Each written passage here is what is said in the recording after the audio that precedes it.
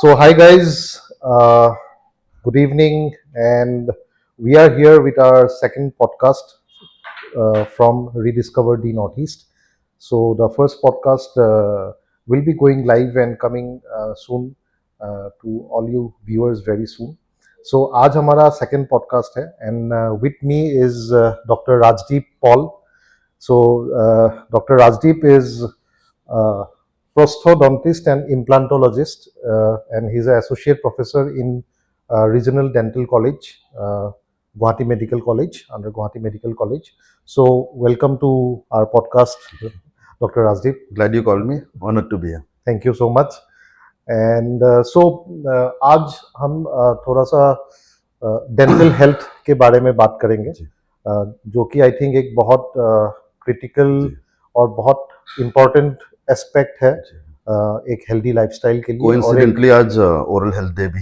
Yes, so today is oral health day and I think it's a very good coincidence and that not actually accordingly plan, but it's a coincidence that मुझे काफी late पता चला actually, to be very frank, but it's a very nice coincidence. And today is world oral health day, and Dr. Rajdeep Paul is with us to talk about oral health.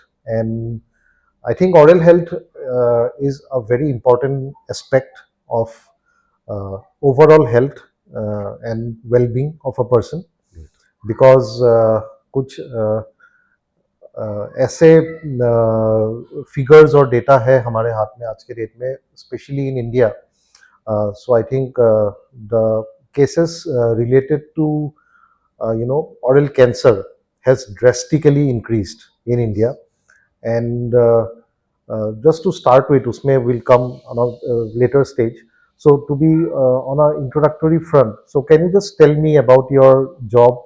And first of all, I would like to understand, because for me it's a very, as a layman, so what is this specialization mean, prosthodontist and implantologist? we prosthodontists, we are the architects to a perfect smile.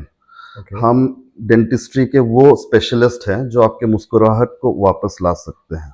Okay. किसी भी कारण से आपका दांत खराब हो जाता है या गिर जाता है, तो हम रिमूवेबल अप्लायंसेस से, Okay. या तो fixed crown and bridge prosthesis से, या इम्प्लांटोलॉजी से हम आपके दांत को रिप्लेस करते हैं. ओके. एक मतलब मेरे अंडरस्टैंडिंग के लिए जो आपने बोला कि मतलब रीस्ट्रक्चरिंग, सो मान लीजिए किसी का कोई एक्सीडेंट वगैरह में, जैसे मतलब मुंह में कोई इंजरी हुआ जी, तो जिसके वजह से मान लीजिए उनका दांत या मुंह टूट गया जी, तो ऑब्वियसली हमारे जो दांत है वो एक बहुत इम्पोर्टेंट मतलब ऑर्गेनी बोलेंगे, जी, जी, जी, राइट, ओवरऑल हमारा जो अपीयरेंस है उसके लिए, जी. I think for both man and women, right. So हमारे जो दांत है एक बहुत इंपॉर्टेंट एस्पेक्ट है ओवरऑल जी, हमारा जी, जो जी. फेशियल उसके लिए. सो उसी रिस्ट्रक्चरिंग के बारे में आप बोल रहे हैं, या फिर कुछ जो नहीं, सबसे पहले डिफॉर्मिटी नहीं, सबसे पहले तो हमारा एम होता है कि दांत को बचाना. राइट. बचा सकते हैं तो बहुत अच्छी बात है. ओके. बचाना in the sense in case किसी का कुछ एक्सीडेंट हो गया, एक्सीडेंट हो या गया, कोई इंजरी हो गया. जी. ओके.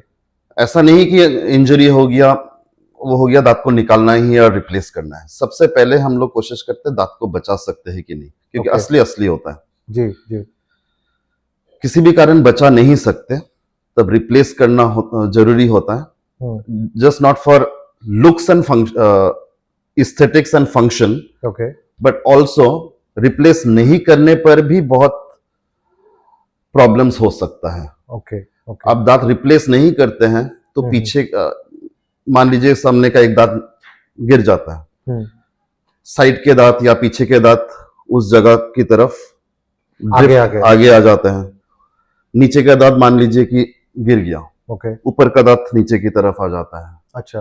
तो ये पूरा डिफॉर्म हो जाता है. डिफॉर्म हो जाता है. ये चीज बहुत धीरे धीरे होता है, पता भी नहीं चलता. अचानक से 5 साल बाद पता चलता है कि मैं खाना नहीं खा पा रहा हूँ. ओके.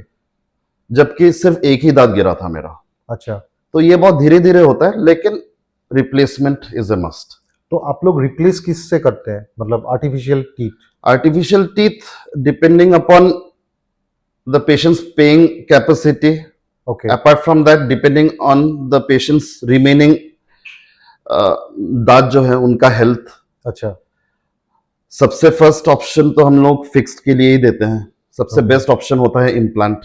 इम्प्लांट ओके इम्प्लांट में सर्जिकली हम एक टाइटेनियम स्क्रू होता है जो हम हड्डी के अंदर फिक्स डाल देते हैं और Okay. उसके ऊपर एक क्राउन डालते हैं। तो Okay. सबसे बेस्ट तरीका होता है टीथ रिप्लेसमेंट के लिए इम्प्लांट। इम्प्लांट नेक्स्ट फिक्स्ड होता है क्राउन एंड ब्रिज कहते हैं उसे, जो अगल बगल के दांत के सपोर्ट लेकर ओके एक फिक्स दिया जाता है। सो एक मतलब जो एग्जिस्टिंग टीथ है हाँ, वो उनका उनके सपोर्ट लेते सपोर्ट हैं, लेके फिर उसका हम लोग मिसिंग दांत को रिप्लेस किया जाता है। Replace किया लेकिन जाता फॉर मेनी रीजंस कभी पॉसिबल नहीं होता है। इम्प्लांट बहुत एक्सपेंसिव ट्रीटमेंट ऑप्शन है। बहुत आधे से ज्यादा लोग इम्प्लांट नहीं कराते for financial reasons. Okay crown and next treatment option हो जाता है आपका क्राउन एंड ब्रिज। सो जो आपने बोला कि काफी एक्सपेंसिव होता है इम्प्लांट्स जी। सो कैसा एक्सपेंस होता है कितना रहता है एक्सपेंस प्राइवेट क्लिनिक्स में एक इम्प्लांट का 30 to 40,000 रुपीज कॉस्ट करता है, ओके whereas कॉलेजेस में आपका 15 to 20,000 में हो जाता है। Under because government colleges under government colleges, because government बहुत सारे मटेरियल्स फ्री में भी सप्लाई करते हैं okay and plus government colleges में डॉक्टर फीस नहीं होते। डॉक्टर फीस नहीं होता जी है जी। राइट और जो आप दूसरा ट्रीटमेंट बोल रहे थे crown and crown and bridge वो भी compare compare to removable missing teeth okay expensive है, लेकिन इम्प्लांट से कम एक्सपेंसिव है। इम्प्लांट से कम जी। एक्सपेंसिव तो उसका कितना एक्सपेंस आता है उसका एक मिसिंग टूथ का ओके प्राइवेट सेटअप में अप्रोक्सीमेटली 10 to 15,000 जाता है, ओके whereas गवर्नमेंट कॉलेज में 1,500 रुपए में हो जाता है। 1,500 रुपए में जी। सो और लेकिन क्राउन एंड ब्रिज के लिए अगल बगल का दांत सख्त मजबूत होना जरूरी है। बिकॉज उन दांतों का सपोर्ट लेते हैं, प्लस और भी टेक्निकल चीजें हैं जो हम डेंटिस्ट जज करते हैं कि क्राउन एंड ब्रिज पॉसिबल है कि नहीं है। ओके तो उसके बाद क्राउन एंड ब्रिज भी अगर दिया नहीं जाता तो तब रिमूवेबल अप्लायंसेस दिया जाता है, Okay. जो ओके जब पेशेंट चाहे निकाल सकते हैं, पहन सकते हैं। Okay okay so other than this एक तो आपका और ये प्रोस्थोडोंटिस्ट के अंदर ही ये दोनों चीजें आते हैं ये प्रोस्थोडोंटिस्ट के अंदर ये चीजें आते हैं, प्लस प्लस प्रोस्थोडोंटिस्ट कैंसर पेशेंट्स के रिहैबिलिटेशन भी करते हैं। सो किस तरीके के cancer patients oral cancer oral cancer patient जब उस स्टेज तक चले जाते हैं कि जबड़ा काट दिया जाता है, ओके ओके या तो जीभ काट दिया जाता है, या तो ऊपर के जबड़े का एक हिस्सा काट दिया जाता है कि नाक और मुंह का एक डायरेक्ट कम्युनिकेशन हो जाता है कि पेशेंट पानी पी रहे हैं, नाक से पानी निकल जा रहा है। तो ऐसे पेशेंट का रिहैबिलिटेशन भी हम करते हैं। इसमें जो मैं एक मतलब कुछ डेटा चेक कर रहा था specially in India so there is a study by international institute of population sciences जी जिसमें उन्होंने almost 99.9% of the total population of India में उन्होंने एक स्टडी किया था जिसमें से उन्होंने पाया कि around 35% of adults in India so 35% of adult population of India use tobacco in one or the other way. One or the so I other think tobacco is one of the major reasons for oral cancer. Right. So 35% of Indians मतलब हिंदुस्तानी किसी ना किसी तरीके का tobacco use कर रहा है, चाहे वो जी। स्मोकिंग हो, जी चाहे वो पान मसाला खा रहा है, चाहे जी। वो खैनी खा रहा है, खैनी खा रहा है। राइट। और आज के डेट में ऑलमोस्ट नॉर्थ इंडिया में बहुत ज़्यादा प्रिवेलेंट था, I think UP Bihar, but अभी हमारे असम एंड नॉर्थ ईस्ट जी जी, असम में भी कोई कम नहीं है। असम, मेघालय, मेघालय, देन मिजोरम।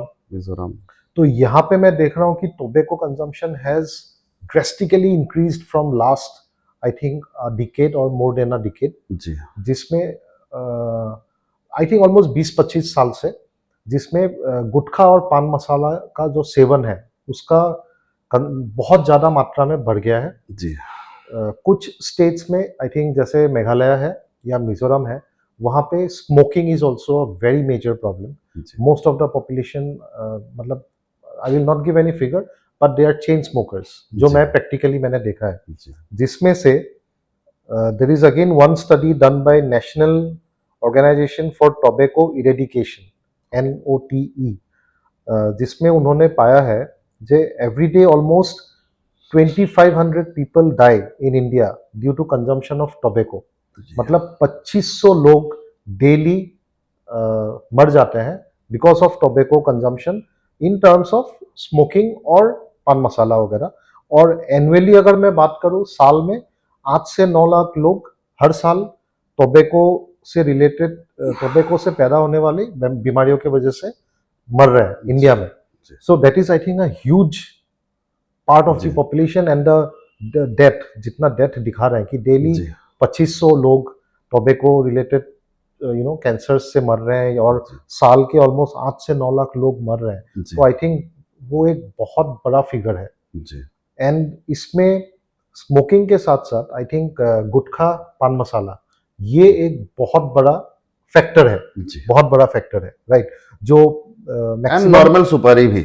नॉर्मल सुपारी, जी जी आज से मान लीजिए 25 साल तक पहले जब हम लोग स्कूल में होते थे, जी तो उस टाइम पे जैसे जो गुटखा कंपनीज थे उनका डायरेक्टली प्री मिक्स गुटखा आता था। जैसे उस टाइम पे जो ब्रांड्स थे, तालाब हो गया या शिखर हो गया, रजनीगंधा भी उस टाइम पे था, बट रजनीगंधा मैं देखता था कि उस टाइम से भी लोग मिक्स करके, जर्दा मिक्स करके और उसमें मिक्स करके ऐसे पुड़िया बना के कंज्यूम करते थे। बट बहुत सारा गुटखा जो प्री मेडी मतलब प्री मिक्स होके आता था, उसमें ऑलरेडी जर्दा होता था, तो जैसे वो गुटखा कहलाता था जी। उस टाइम पे। तो कुछ ऐसे ब्रांड्स के गुटखा आते थे। अभी जो प्रिवेलेंट हो गया है वो पान मसाला, और साथ में लोग जर्दा अलग से खरीदते हैं, बाबा जी। वगैरह, उसको मिक्स करके खाते हैं, जी राइट? एंड मेरे हिसाब से ऑलमोस्ट अगर मैं एक एवरेज डेटा मतलब मानूं, both male and female, I think 70 to 75% लोग उसका कंजम्पशन करते हैं। बिकॉज हिंदुस्तान में मैं देखता हूँ कि कोई भी जो पब्लिक प्लेसेस हैं, आपको हर जगह पीक मिलेगा, राइट? जी। लोग बस पान मसाला खा खा के, गुटखा खा के थूकते हैं। So that has become like an epidemic for Indian population. जी सो उसमें थोड़ा सा मतलब आपका मैं व्यूज जानना चाहूंगा कि पान मसाला, मेनली पान मसाला जो जी। गुटखा होता है, उसको डे टू डे बेसिस में कंज्यूम करने से जी and over a period of time जी क्या क्या खतरा आ सकता है।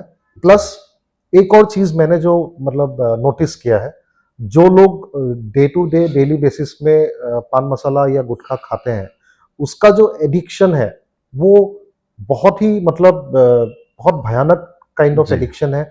मतलब यहाँ तक मैंने देखा है लोगों को कि सुबह सो के उठते ही, इनफैक्ट ब्रश करने से पहले, जी वो एक पुड़िया, जो वो पुड़िया बनाते हैं वो मिक्स करके जर्दा, वो एक पूरा पैकेट मुंह में डालते हैं। जी उसके बाद फिर वो वॉशरूम जाते हैं फ्रेश होने के लिए।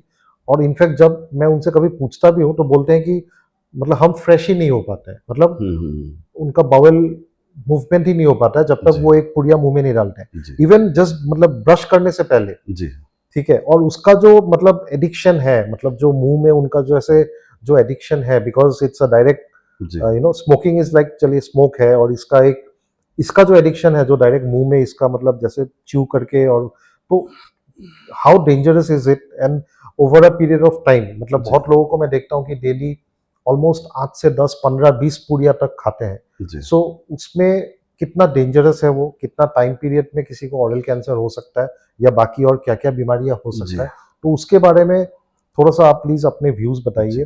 और ये कीजिए। गवर्नमेंट तो पैकेट के ऊपर हाँ, वो भयानक सा फोटोग्राफ ऑरल तो दे कैंसर देते, का तो हाँ सब दे लोगों देता को है, लगता है कि वो सिगरेट पैकेट एंड के ऊपर भी स्टेज होता में। है, और जी जी जी वो तो बिल्कुल आई थिंक एंड स्टेज का फोटो देते हैं एंड स्टेज का जिसमें- ही फोटो देते हैं। लेकिन और यूजुअली पेशेंट्स ऐसा भी सोचते हैं हम्म, कि कुछ दिन खाऊंगा और छोड़ दूंगा, राइट। तो मैं इस स्टेज में पहुंचूंगा ही नहीं। हाँ, इसमें और एक चीज मैं ऐड करना चाह रहा था कि जो लोग पान मसाला या गुटखा का सेवन करते हैं डेली, उनके लिए मैंने देखा है कि उस मतलब नशे को छोड़ना, उस एडिक्शन को छोड़ना बहुत ज्यादा टफ है। मतलब मैंने अपने फ्रेंड सर्कल बिल्कुल में भी टफ है, देखा है, ऐसा फ्रेंड नहीं है सर्कल्स में भी टफ देखा नहीं है, है, और बिल्कुल जान टफ है। पहचानों में भी देखा है जिन्होंने सिगरेट स्मोकिंग क्विट किया है। जी जो लोग बहुत हार्डकोर स्मोकर्स भी थे, बहुत सालों तक उन्होंने स्मोकिंग किया, जी उसके बाद भी उन्होंने सिगरेट छोड़ा है, मैंने बहुत कॉमन देखा है। जी बट आई थिंक गुटखा पान मसाला छोड़ना आई थिंक बहुत ज्यादा मतलब उतना टफ है। ही उतना ही मुश्किल है जितना सिगरेट छोड़ना है, ओके ऐसा कुछ नहीं है। ओके बात यह है कि सिगरेट या any tobacco products for that matter, what it does is the brain releases dopamine. अच्छा ठीक है। डोपामिन से क्या होता है कि एक छोटा टाइम के लिए एक यूफोरिया मिलता है, एक टेम्पररी टाइम, टेम्पररी टाइम के मतलब लिए। एक दिमाग में आपको एक जी सुकून मिलता है, सुकून शांति मिलता मिलता है, राइट। एंड एक सिगरेट फेंकने के बाद थोड़ा टाइम चला जाता है तो बॉडी से वो डोपामिन जैसे ही कम हो जाता है, आपका बॉडी एडप्ट हो जाता है कि मुझे फिर से डोपामिन चाहिए, आपका बॉडी डिमांड करने लग अच्छा, जाता है। इसमें और एक चीज, एक पॉइंट ऐड करना चाहूंगा। जैसे मैंने देखा है बहुत लोग क्या है, जैसे एक सिगरेट पिया जी और उसके तुरंत बाद फिर गुटखा मुंह में डाल देंगे, जी या तो रजनीगंधा या जो भी जी जो भी ब्रांड वो लोग कंज्यूम करते हैं, तुरंत डाल देते हैं। जी मतलब जैसे उन्होंने सिगरेट पिया, उसमें एक डोपामिन रिलीज उनको मिला, जी एक रिलीफ मिला, यूफोरिया मिला, तो उसके बाद फिर सेकंड नशा फिर क्यों करते हैं वो लोग तुरंत? इतना एडिक्टेड हो जाते हैं कि उनका बॉडी डोपामिन अच्छा, मांगते रहते हैं, मांगते रहते हैं, मांगते ओके। रहते और दोनों दोनों दोनों चीज का उनको वो मतलब हैं। जी रिलैक्सेशन चाहिए कि जी सिगरेट पिया उसके बाद जी इसका जी भी जी मुझे जी जी रिलैक्सेशन चाहिए। बॉडी डिमांड करने लग जाता है, बॉडी बॉडी को डिमांड करना, आदत सी पड़ जाती है। ओके ओके, तो जो गवर्नमेंट फोटोग्राफ्स डालते हैं वो तो एंड स्टेज का है, राइट राइट। लेकिन even for short periods of time also बहुत सारे बैड इफेक्ट्स देखने को मिलता है ओके मुंह में। ओके बहुत सारी बीमारियां, पहली बात तो आपका सिंपल लैंग्वेज में पायरिया कहते हैं, हमारे लैंग्वेज में पेरियोडोंटाइटिस कहते हैं। Pyorrhoea, pyorrhoea so that is again that मुंह का ही बीमारी है वो? मुंह का ही बीमारी है। पायरिया होता है दांत के दांत का सराउंडिंग स्ट्रक्चर्स, जैसे कि आपका अच्छा, मसूड़ा हो गया, ओके। आपका सो जो हमारे गम्स है उसमें होता है? उसमें हड्डी में, हड्डी जो आपके दांत को पकड़ के रखते हैं। ओके उसके अलावा पेरियोडोंटल फाइबर्स होते हैं ओके, जो दांत को हड्डी के साथ जोड़ते हैं, अच्छा। प्लस सीमेंटम होता है जो दांत के रूट का कवरिंग लेयर सो होता जो आपने बोला पायरिया, जी। तो उसका साइड मतलब उसका बेसिकली पेशेंट को कैसे पता चल रहा है कि उसको पायरिया हुआ है? है। इनिशियली पता नहीं चलता तो हमारे पास आते नहीं है, हम्म। आते उस कोई stage- सिम्टम आता है, कुछ सिम्टम आता है? सबसे पहला सिम्टम होता है bleeding from gums. Bleeding from gums, जी। Okay. So that will be brush करते वक्त खून निकलना, ओके थोड़ा एडवांस स्टेज में been not only while brushing, even otherwise थूकते वक्त दिखता है कि ब्लड आ रहा है, ब्लड आ रहा है। और पानी पानी पीने से दांत सेंसिटिव हो जाता है। Okay okay. तो ये तो ये भी इनिशियल आपका- ये इनिशियल साइंस होते हैं। ये भी गुटखा पान मसाला खाने से होता है? जी बिल्कुल। उसी का है? दूसरे रीजन से भी हो सकते हैं, और दूसरे क्या रीजंस हो सकते हैं? दूसरे जैसे कि मुंह को साफ ना रखना, ओके ब्रश ना करना, ओके गलत तरीके से ब्रश करना, ओके। ये so we will come to that, yes right ways of brushing your teeth, yes जो हमारा मतलब व्हेन वी विल डिस्कस कि हम लोग ओवरऑल डेंटल केयर में, जी, जी, तो जी। वी विल डिटेल में हम लोग बात करेंगे उसमें, जी जी ठीक है। सो एक तो ये हो गया, पायरिया हो गया, जी। एंड देन ओरल कैंसर तो आपका आखिरी स्टेज हो जाएगा शायद। आखिरी स्टेज, लेकिन पेशेंट को कैसे पता चलेगा कि आखिरी स्टेज कब आने वाला है? पेशेंट तो नहीं हमारे पता। पास आते नहीं है। नहीं चलेगा। तो ओरल कैंसर में भी स्टेजेस होते हैं, कुछ ऐसा होता है कि इनिशियल स्टेज में अगर पकड़ा गया तो पेशेंट रिकवर हो सकता है? इनफैक्ट पकड़े जाने से पहले भी ऐसा कुछ symptoms and science and symptoms होते हैं, ओके जो सिर्फ हम ओरल डेंटिस्ट को देखने से पता चलता है कि ओके अभी इस स्टेज में आ गया है कि इससे आगे कैंसर हो सकता है, नहीं भी हो सकता है, तो it is the time to stop. But एक बार अगर कैंसर हो गया तो जैसे जी। हम लोग बाकी कैंसर्स में देखते हैं, कुछ कैंसर्स में जी जी जिसमें मान लीजिए अगर फॉर एग्जांपल लिवर सिरोसिस या उसमें एक up to one stage it's patient अगर केयरफुल हो जाता है, जी राइट टाइम में ट्रीटमेंट मिल जाता है, तो वो रिकवर भी हो जाता है। जी। बट एक बार अगर मान लीजिए ओरल कैंसर हो गया, so can the patient be saved? Yes, patient can definitely be saved, but depends on which stage okay and God forbid patient is saved, but surgery has taken away a part of the patient's jaw or Hmm. patient's tongue. Okay, Rehabilitating such patient is very very difficult.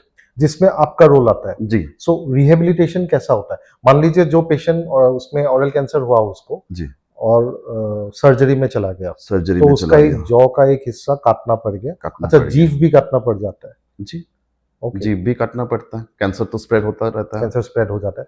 तो जैसे jaw काट देते हैं, बहुत jaw- सारे हम लोग ads देखते हैं जो जैसे मूवी हॉल्स में दिखाते जी हैं, जी तो वो जो जॉ काट देते हैं फिर उसको कवर अप कर देते हैं. आई थिंक एक कवर अप कर देते हैं, सर्जिकल रिकंस्ट्रक्शन होता है।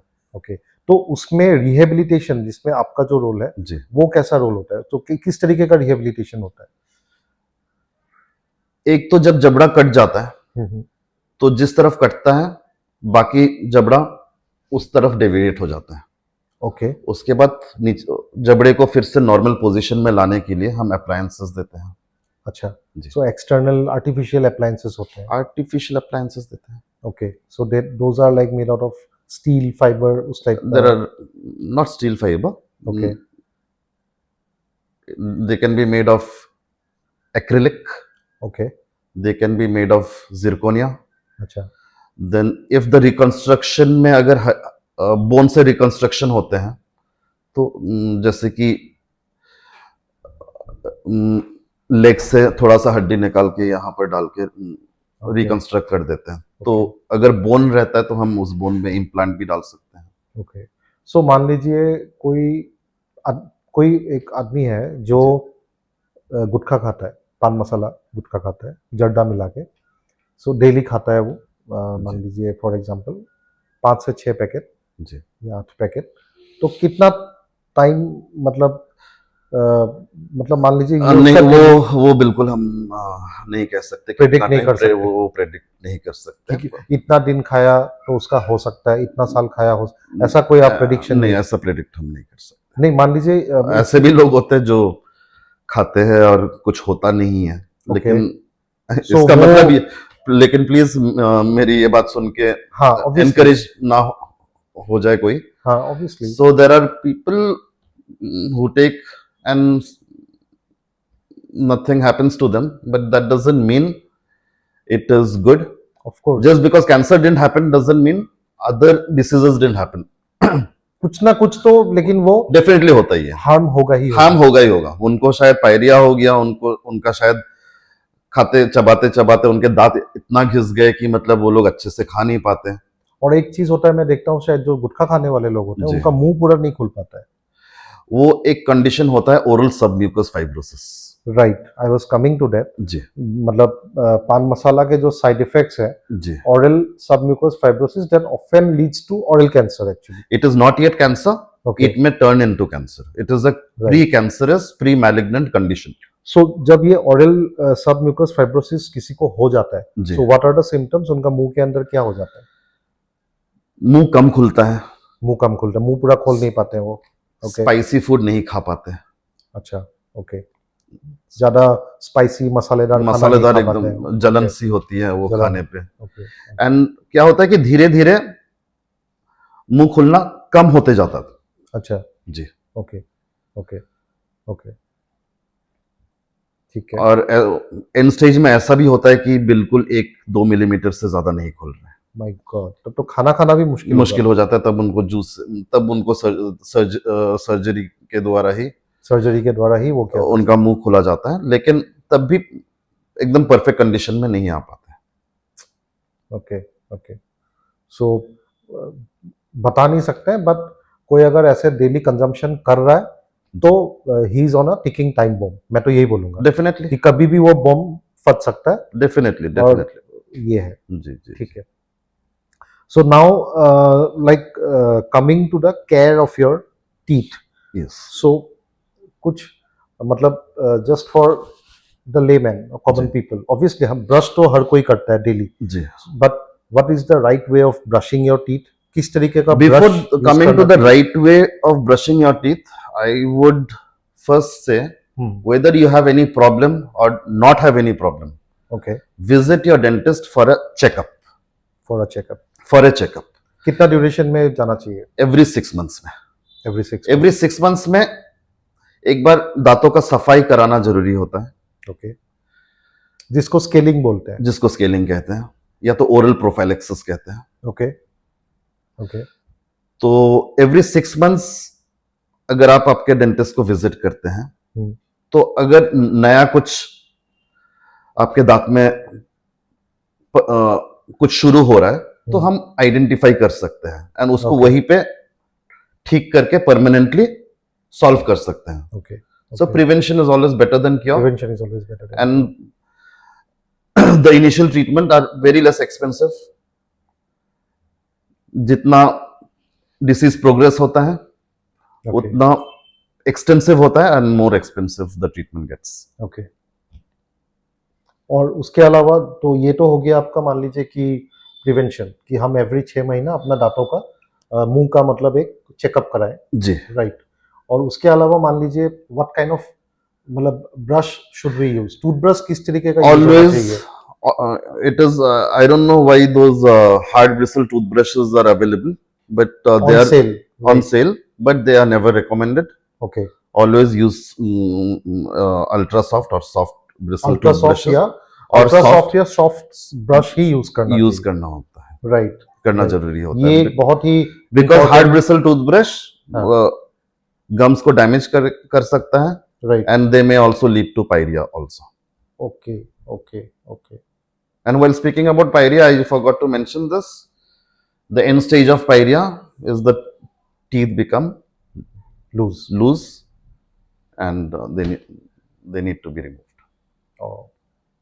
That is the end stage of pyorrhoea का, वो एंड स्टेज हो जाता है। जी सो बिल्कुल अल्ट्रा सॉफ्ट या सॉफ्ट आपको टूथब्रश यूज करना चाहिए। जी okay, now coming to toothpaste, so there are many जो नॉर्मल लोग जी टूथपेस्ट होता है, कोलगेट, क्लोजअप या वो सब, और बहुत सारे हेल्थ मतलब डेंटल टूथपेस्ट भी अवेलेबल होता है, जैसे जी।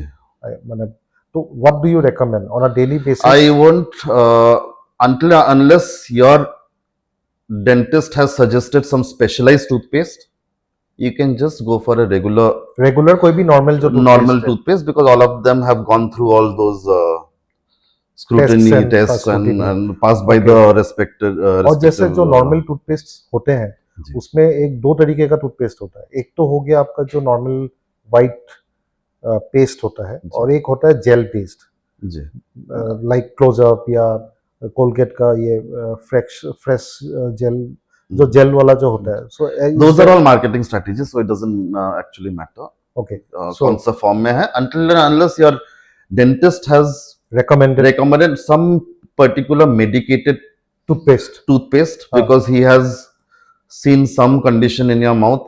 ओके, तब तक आप कोई भी टूथपेस्ट आप यूज कोई करो भी जो use- नॉर्मल मार्केट जी। में मिलता है। जी ठीक है, ठीक है।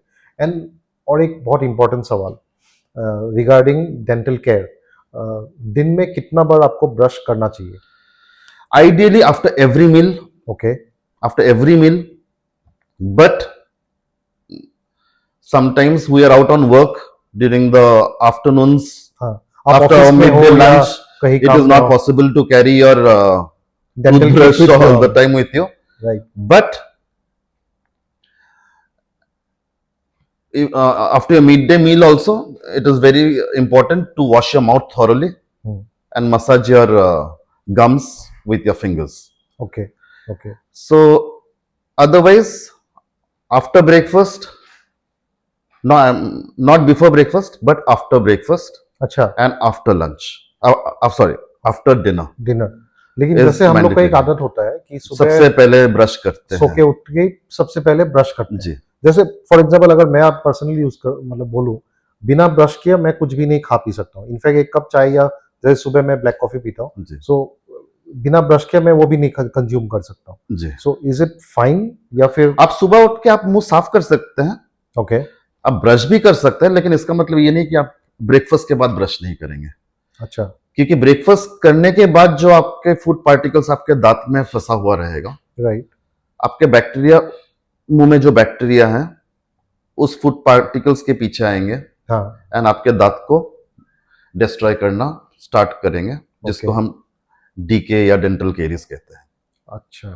सो डीके एंड डेंटल केरीज होता है because of food particles in the patients mouth. Patients mouth, okay.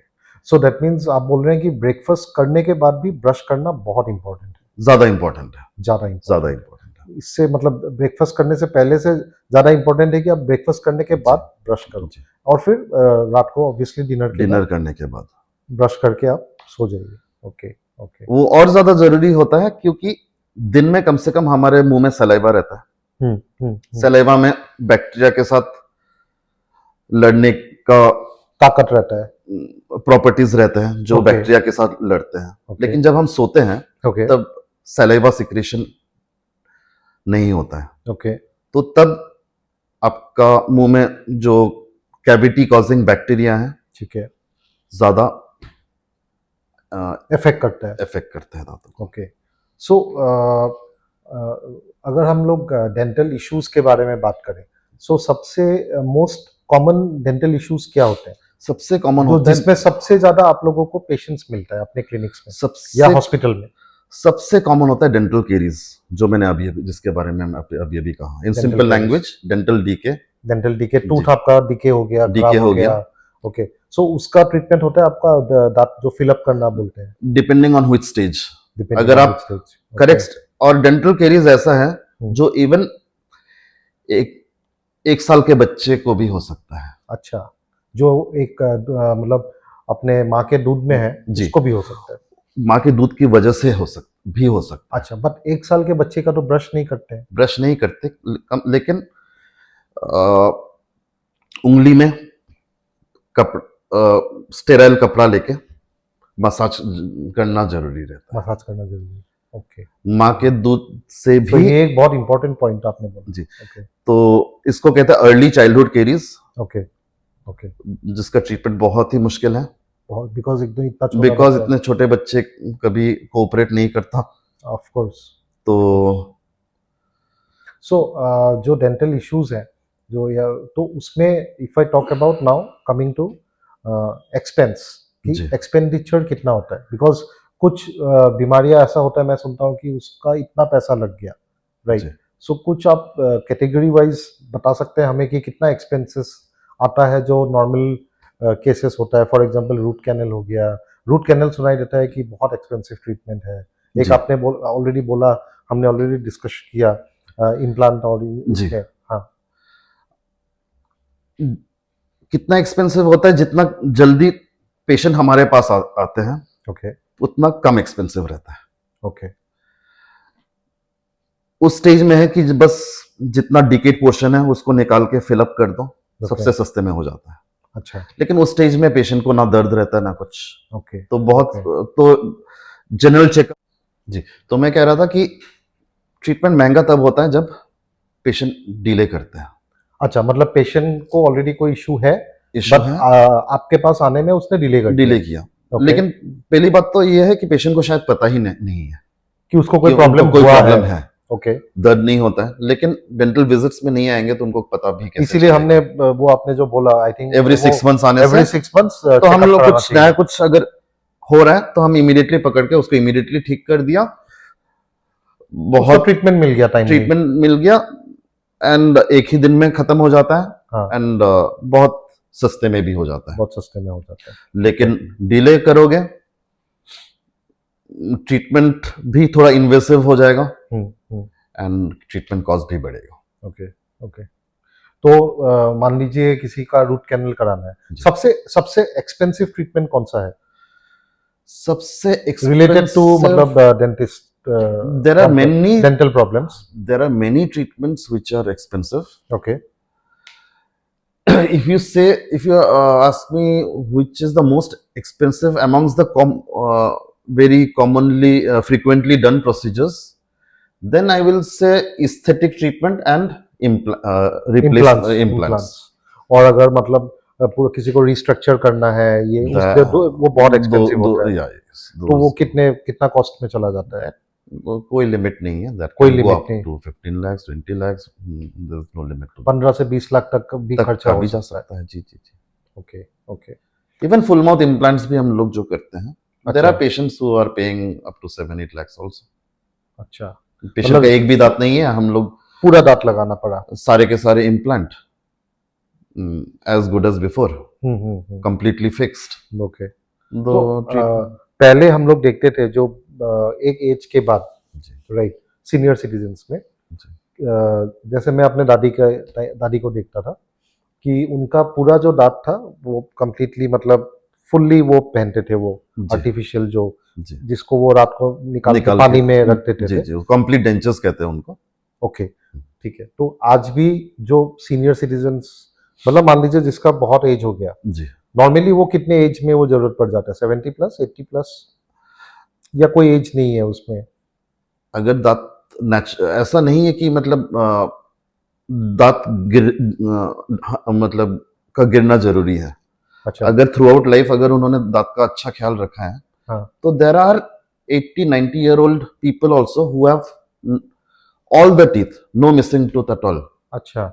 जी, अच्छा, वो कंप्लीटली डिपेंड करता है किसी के ऊपर कि उन्होंने अपने लाइफ लाइफ टाइम में दांतों का कैसा केयर किया कैसा है। केयर किया है। जी, ओके। तो आज भी वही चीज है सेम जो बहुत पहले चलता था, सेम 70s 80s 90, मतलब 90s अर्ली 90s में वो जो लगाते थे, आज भी वही सेम चीज है या अभी कुछ टेक्नोलॉजी चेंज हो गया है जिसका पूरा दांत मतलब जिसका किसी एक भी दांत ना हो, एक भी दांत ना हो? उस कंडीशन का कंप्लीटली इडेंचुलस कंडीशन कहते हैं।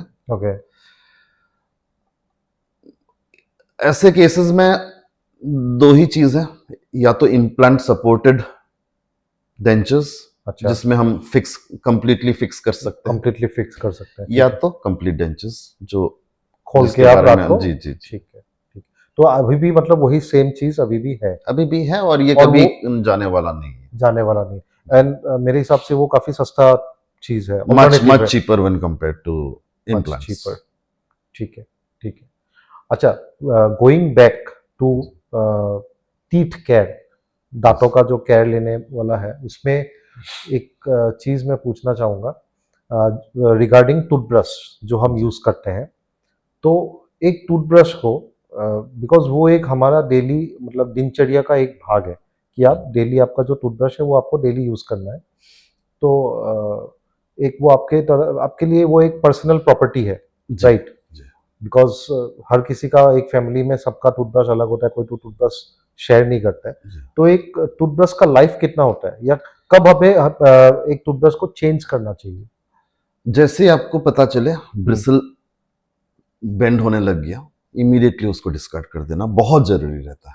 अच्छा। उसको ना करने पर दूसरी बीमारी हो सकता है, पायरिया हो सकता है, ओके। या तो सर्वाइकल एब्रेशन नाम का एक कंडीशन है जिसमें दांत घिसने लग जाता है। अच्छा। अच्छा, क्योंकि मैं बहुत लोगों को देखता हूँ जी, कि ब्रश बिल्कुल उनका मतलब बैंड होके बहुत हालत खराब है, फिर भी उसको वो यूज कर रहे हैं, क्योंकि मेरे हिसाब से बहुत लोगों का वो एक आदत बन जाता है, मतलब वो ब्रश जी, जी, उनके जी, लिए जी, कंफर्ट लेवल में आ जाता है, तो उसको जी, चेंज ही नहीं करते हैं। जी। So that is very dangerous. That is very dangerous.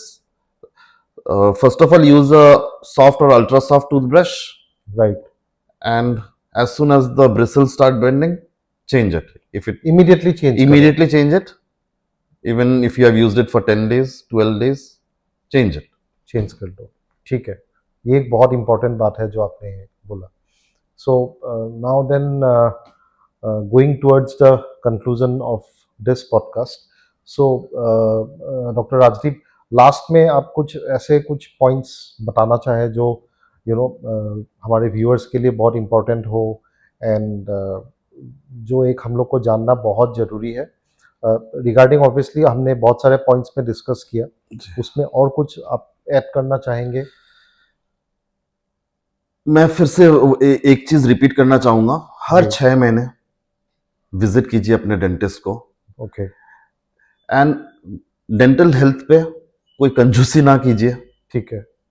क्योंकि नॉर्मल डेंटल क्योंकि हेल्थ। आप घड़ी खरीदने में कंजूसी नहीं करते, गहने खरीदने में कंजूसी नहीं करते, लेकिन आपका खुद का बॉडी का एक पार्ट, और एक बहुत इंपॉर्टेंट पार्ट, बहुत इंपॉर्टेंट पार्ट, उसके लिए मैंने देखा है कि लोग कंजूसी करते हैं। लोग कंजूसी करते हैं। तो अपने दांतों का मतलब हर 6 महीने में सर्विसिंग कराते रहिए। जी, वो शायद बहुत जरूरत भी ना पड़े, लेकिन एक बार जाके सफाई कराइए और डॉक्टर से पूछिए कुछ नया बीमारी स्टार्ट तो नहीं हो रहा है, हाँ, अगर हो रहा है तो उसको वहीं पे ट्रीटमेंट कर दीजिए, आपका दांत इमीडिएटली ट्रीटमेंट कर आपका दांत लीजिए। कभी खराब नहीं होगा। ठीक है, जी। ठीक है। एंड और यस, ब्रशिंग टेक्निक मेरे पास मॉडल्स नहीं है, तो नहीं तो मैं यहीं पे डेमोन्स्ट्रेट कर देता हूँ, लेकिन हाँ, ब्रशिंग टेक्निक, राइट। आपके डेंटिस्ट आपको पूछना पड़ेगा, तो वो डेफिनेटली आपको ब्रशिंग टेक्निक बताएंगे। इसके अलावा यूट्यूब में भी ब्रशिंग टेक्निक्स हैं, काफी अवेलेबल है। बहुत सारे सो अवेलेबल नॉर्मली हैं। जो एक बार मेरे एक डेंटिस्ट ने बोला था कि यू हैव टू, मतलब ऐसे इन अ सर्कुलर मूवमेंट आपको दैट करना इज चाहिए। Also one technique, okay, especially given used in children. ठीक है। There are other techniques also adults के लिए। adults के लिए। ओके, So ब्रशिंग टेक्निक बहुत जरूरी है। बहुत और जरूरी है, उतना ही जरूरी है। अच्छा, very very important. Wrong brushing technique की वजह से भी बीमारियां होती है, अच्छा, पायरिया हो सकता है रॉन्ग ब्रशिंग टेक्निक की वजह से भी। अच्छा। सो पायरिया जो है वो सबसे कॉमन चीज है। सबसे कॉमन डेंटल केरीज है, जो मैंने कहा था कि 1 साल के बच्चे को भी हो सकता है। 1 साल के बाद में, हाँ, सेकेंड मोस्ट कॉमन है पायरिया। पायरिया। ठीक है, ठीक है। सो ये आई थिंक बहुत इंपॉर्टेंट चीज़ है, और बहुत सारी इंपॉर्टेंट चीज़ों में हमने बात किया आज वर्ल्ड डेंटल हेल्थ डे में। So thank you so much, thank you for coming. And आशा करता हूँ कि सबको जो भी इंफॉर्मेशन आज डॉक्टर राजदीप ने हमारे साथ शेयर किया वो सबके लिए बहुत यूज़फुल है और यूज़फुल रहेगा। सो डेंटल हेल्थ एक बहुत इम्पॉर्टेंट चीज़ है। हम लोग हेल्थ चेकअप्स कराते रहते हैं। डेंटल हेल्थ के प्रति आई थिंक एक बहुत ही नेग्लेक्टेड चीज़ होता है, जो बहुत लोग बिल्कुल आई थिंक नेग्लेक्ट करते हैं, और जिसकी वजह से बहुत सीरियस डेंटल इश्यूज हो जाते हैं लोगों को। और दांत जो है हमारे मतलब फेशियल इम्प्रेशन और हमारा जो फेशियल अपीयरेंस है, और हम लोग जो खाना खाते हैं उसके लिए दांत एक बहुत इम्पॉर्टेंट चीज़ है। और जब लोगों को बिल्कुल एकदम टूथ एक हो जाता है, टूथ पेन हो जाता है, जो बिल्कुल I think one of the most unbearable pains है, उसमें चला जाता है, तो तब लोग जाते हैं डेंटिस्ट के पास। तो पहले ही अवॉइड करने के लिए हमें हर 6 महीने में डेंटिस्ट के पास जाना चाहिए, विजिट करना चाहिए, और एक प्रॉपर केयर और मतलब में चेकअप कराते रहना चाहिए। So thank you for sharing all this information, and to bring more such videos, कि ऐसे और अच्छे अच्छे और ऐसे इंफॉर्मेटिव वीडियोस हम लाते रहें रीडिस्कवर नॉर्थ ईस्ट के थ्रू। प्लीज़ चैनल को सब्सक्राइब कर लीजिएगा। अगर आप लोगों ने अभी तक चैनल को सब्सक्राइब नहीं किया है, प्लीज़ चैनल को सब्सक्राइब कर लीजिए, लाइक कीजिए, शेयर कीजिए। And thank you so much, thank you doctor Rajdeep, thank you for the podcast.